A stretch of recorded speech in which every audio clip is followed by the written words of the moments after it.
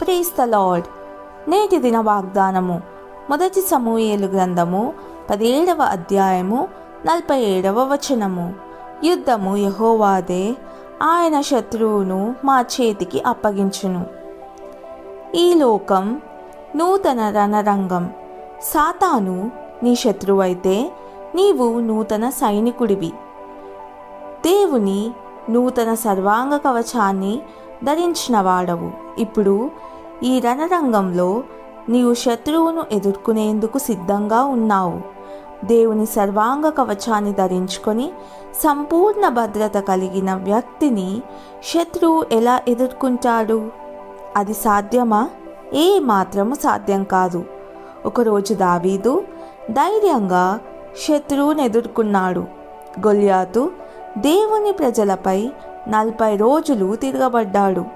దావీదు దాన్ని సహించలేక జీవము గల దేవుని సైన్యములను తిరస్కరించుటకు సున్నతి లేని ఫిలిస్తీయుడు ఎంతటివాడు అని చెప్పాడు. దావీదుకు సౌలు వేసుకునే కవచాన్ని వేసుకోవడం అలవాటు లేదు. అతడు ముందుగానే దేవుని ఆత్మీయ కవచాన్ని ధరించాడు. దాని ఫలితం ఏమిటంటే గొల్యాతు తల దావీదు చేతికొచ్చింది.